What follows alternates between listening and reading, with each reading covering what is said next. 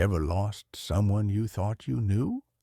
Someone who was right there, by your side for decades, and when they're gone, you realize you never truly knew who they were? It's a strange kind of grief, because you don't lose the person just once. You lose them twice. First when they die, and then when you discover you never really knew them at all. I spent 70 years with my brother. 70 years. And it wasn't until his funeral, surrounded by strangers weeping more than I was, that I understood how much I'd wasted, how much I'd let slip by, too caught up in my own life, my own problems, my own excuses. I'm 72 now, and regret is a pain unlike any other. It burns slow, steady, relentless. And the worst part is knowing there's no going back, no fixing it, no picking up the phone and saying, "Sorry, I was wrong."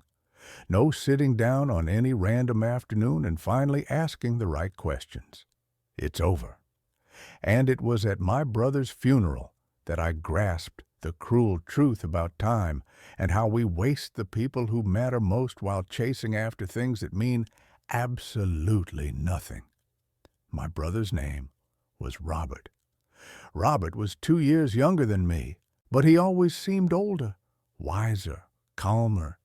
I was the restless one, always in a hurry, always rushing around, always with a million things to do.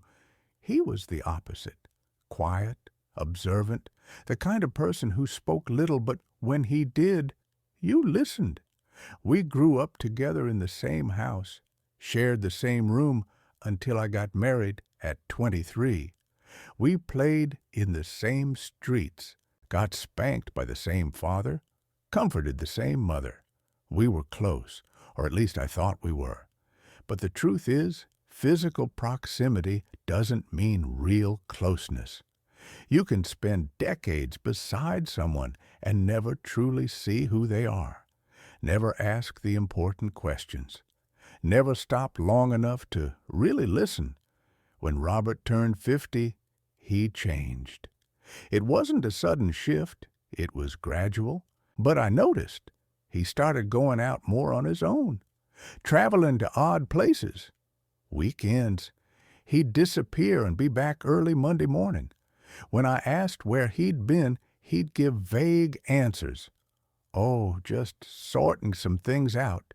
Went to see a friend, nothing specific. And you know what I did? Nothing. I accepted the vague answers and went on with my life.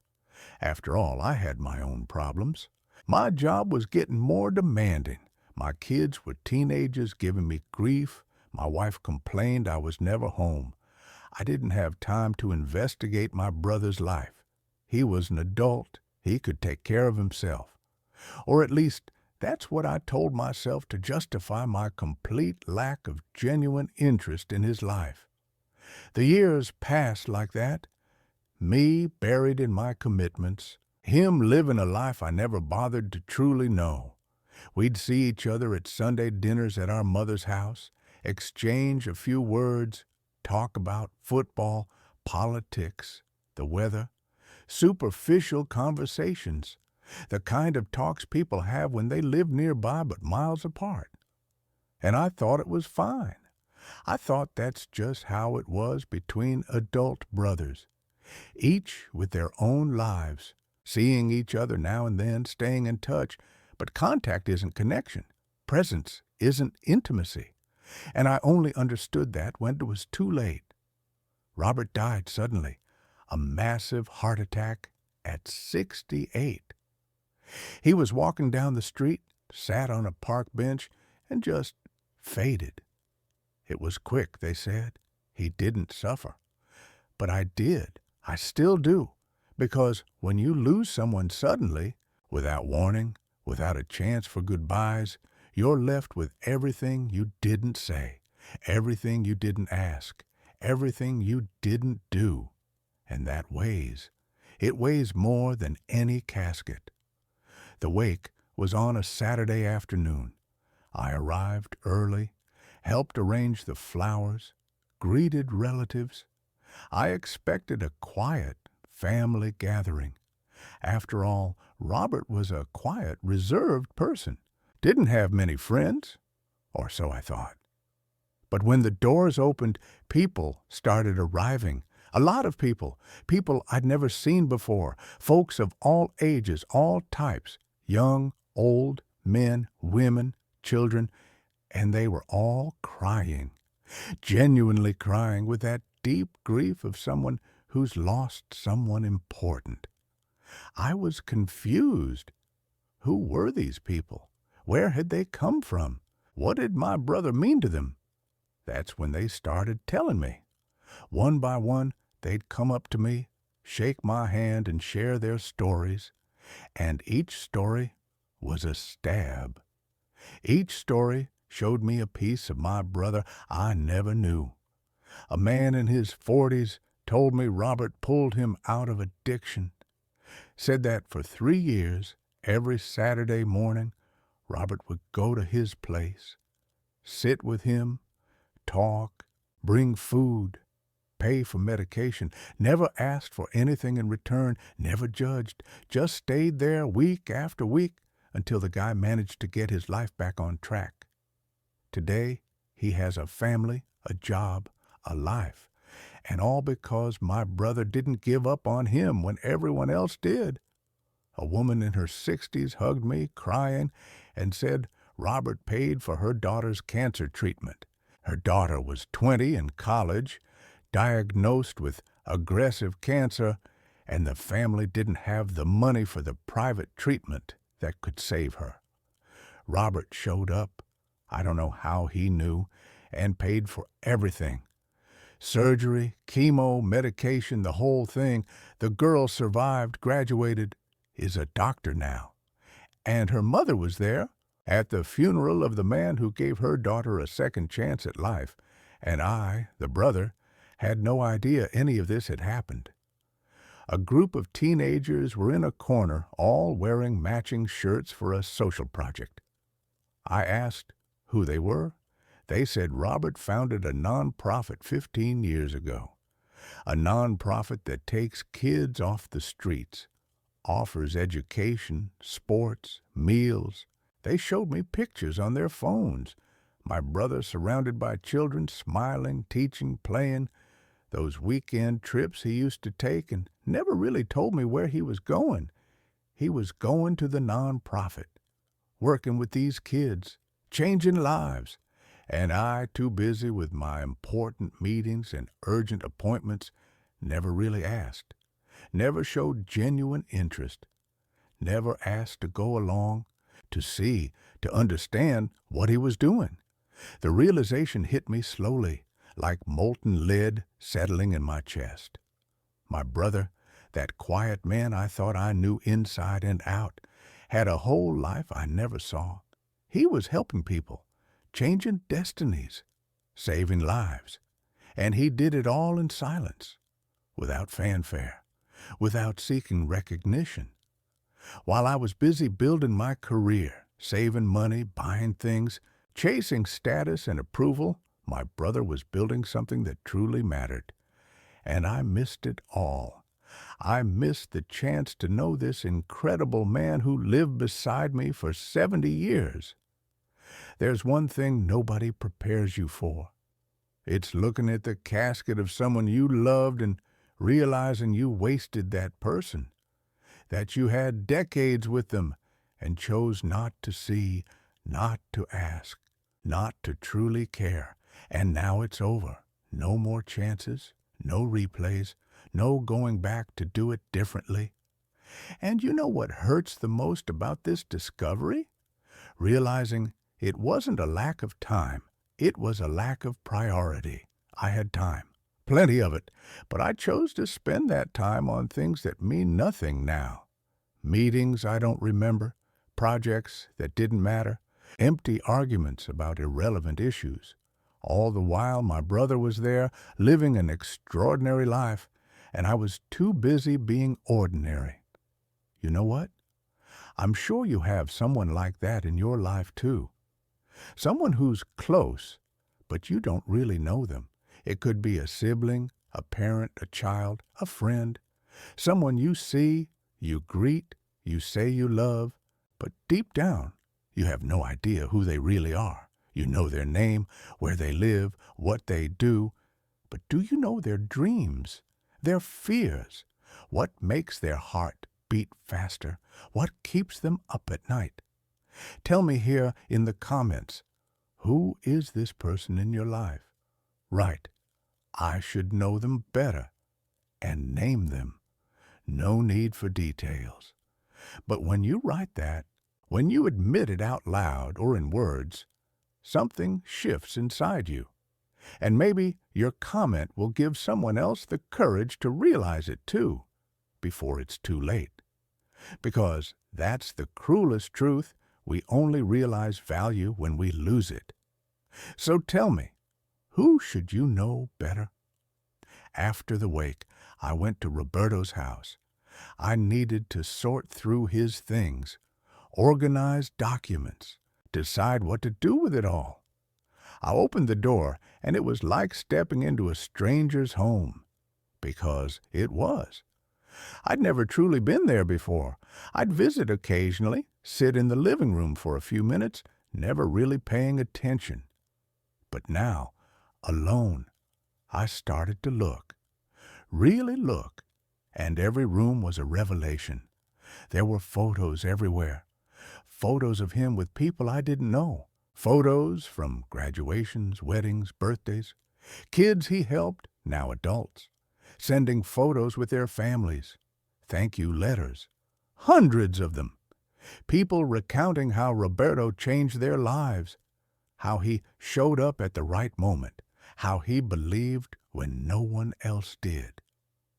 I found journals. Roberto wrote, who would have thought?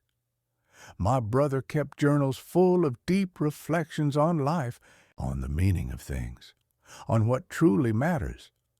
I read them all, every page, and in several of them he mentioned me. He wrote about how he wished I'd slow down a little, how he worried about me always rushing, always tense, always chasing things he knew wouldn't make me happy. In one entry, dated about 10 years ago, he wrote something that broke me completely. He said he loved me, that I was the older brother he always admired, but he felt like he'd lost me, that I was so caught up in the success machine I'd forgotten how to live, and that he prayed I'd wake up one day before it was too late. I woke up, but it was too late for him, for us. There was no more of that conversation we never had. No more chance for me to say, I'm sorry I was so absent, so disinterested, so focused on myself. No more chance to ask, how did you become this incredible person? How did you discover what truly matters? Teach me, show me.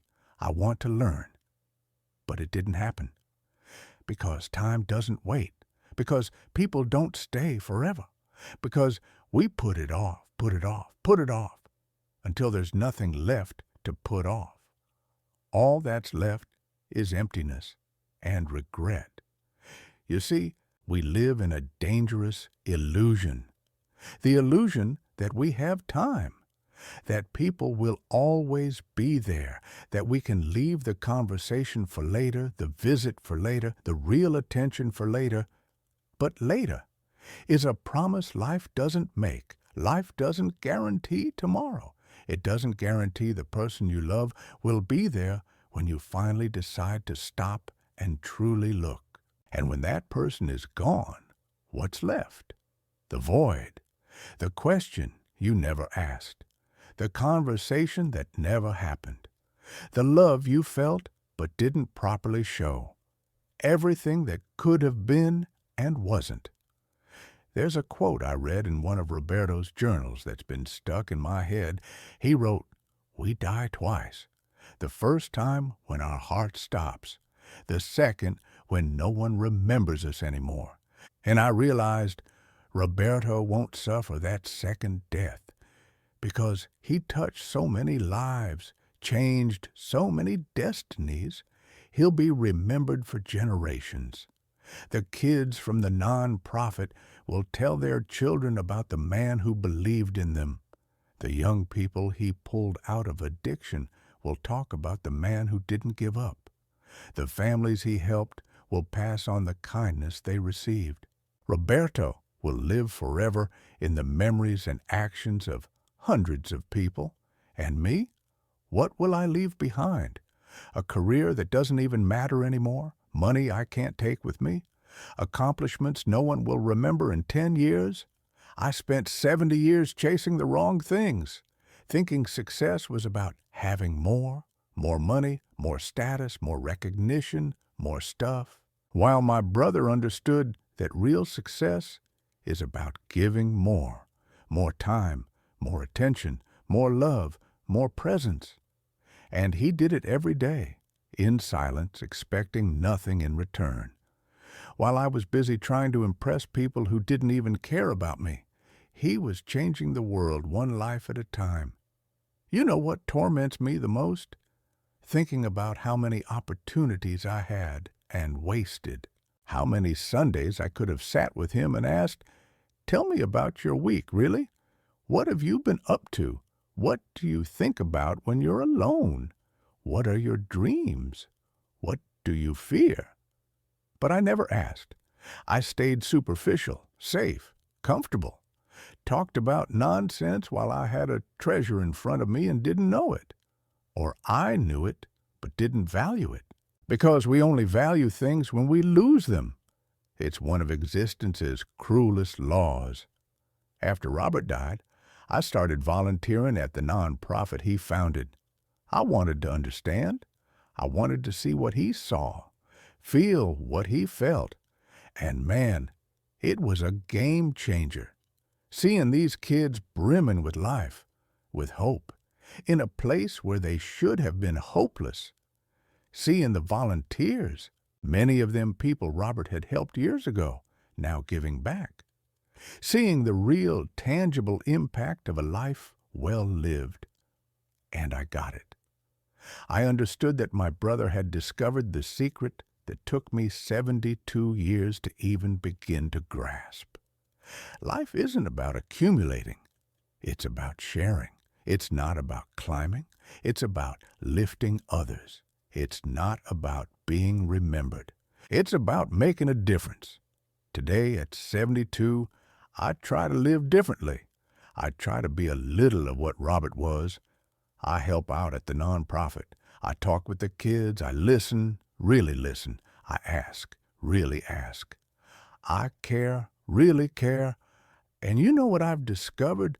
That this right here is what makes life worth living. It's not the cars I've owned, the trips I've taken, the awards I've won. It's seeing the smile on a child's face who was hungry and ate.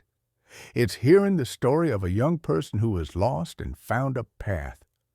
It's being part of something bigger than myself, something that will continue long after I'm gone, just like it continues even without Robert, because he planted seeds, and those seeds grew into trees, and those trees will bear fruit for generations. But look, I'm not telling you this to make myself feel better. I'm telling you because I need you not to make the same mistake I did.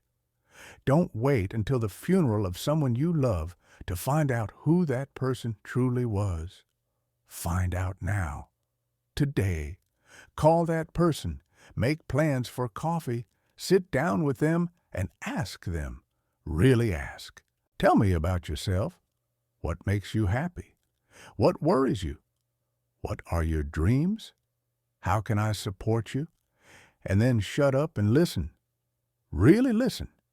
Without looking at your phone. Without thinking about what you're going to say next. Just listen. Because it might be the last chance you get. And you don't want to live with the weight I live with. The weight of knowing I wasted 70 years alongside an extraordinary person and only discovered it when they were gone. There's one last thing I need to tell you, something I learned watching all those people at Robert's funeral. The way you live determines how you'll be remembered, and how you're remembered determines if you truly lived. Robert lived. He truly lived. He touched lives. He changed destinies. He made a difference. And when he passed, hundreds of people cried because they had lost someone who truly loved them, someone who saw value in them when no one else did, someone who reached out when everyone else turned their backs. That's the legacy that matters.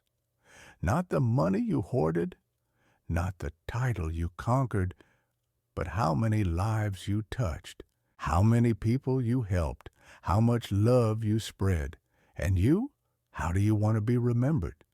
When you're gone, and you will be gone, that's the only certainty we have. What will people say? Will they talk about your material achievements? Or will they talk about how you made them feel, about how you were present, about how you cared? Because in the end, and I say this looking back at 72 years of life, in the end, only that matters. The connections you made, the love you gave, the difference you made in someone's life. Everything else, truly everything else, is an illusion. It's smoke. It vanishes the instant your heart stops beating. So my advice to you, and listen closely, because it's advice from someone who learned the hardest way possible, is this. Stop wasting the people you love. Stop thinking you have time. Stop putting it off, because later might never come. That call you keep postponing, make it today. That visit you keep promising, schedule it now. That deep conversation you avoid because it's uncomfortable, have it. Because when the person is gone, and they will be gone, you won't regret not working one more hour. You won't regret not buying one more thing. You will regret not being present, not asking, not listening, not showing them how much you cared while you still had the chance. I lost my brother twice. First, I lost him in life when I chose not to truly know him, too busy with my own manufactured importance. Then I lost him in death, when I finally realized the giant he was, and there was no way to tell him any more. There's no greater pain than that, the pain of the wasted, the pain of the unsaid, the pain of the forever lost opportunity, and I carry it every single day. Every day I wake up and remember that I had 70 years with a hero living next door and treated him like ordinary. What a crime! What a monumental waste of something precious and unique. But you still have time. You still have the person you love breathing, walking, waiting for you to stop running, waiting for you to really look, to really ask, to really care. Don't make that person wait until it's too late. Don't be me. Don't live with that regret that burns every single day without stopping. Because at my brother's funeral, I discovered who he truly was. And the most devastating discovery of all was realizing I could have known that while he was alive. I could have been a part of that extraordinary life. I could have learned from him, grown with him, experienced something real and profound. But I chose superficiality. I chose the rush. I chose the things that don't matter. And now I live with the consequences of that foolish choice. If you've made it this far, it's because something in this story resonated with you. Maybe you're seeing reflections of your own life. Maybe you're thinking about someone you've been neglecting. You're not alone in this. We live in a world that teaches us to value the wrong things. But there's still time to change. This channel exists for people like you. People who want to wake up before the funeral, before the irreparable loss. Subscribe here to get more real stories, more lessons I learned too late. things that can save you from the regret I carry. Give this a like if this video moved you, even if it hurt. And please, tell me in the comments, who is the person you need to get to know better before it's too late? Who is by your side, but you don't truly see? Write it down. Put it into words. Because maybe that's the push you need to finally call, to finally visit, to finally have a real conversation. The clock is ticking. For me, for you, for everyone you love. Don't waste another day. Don't be me. Discovering at the funeral. Discover it now. While there's still time. While there's still life. While there's still a chance.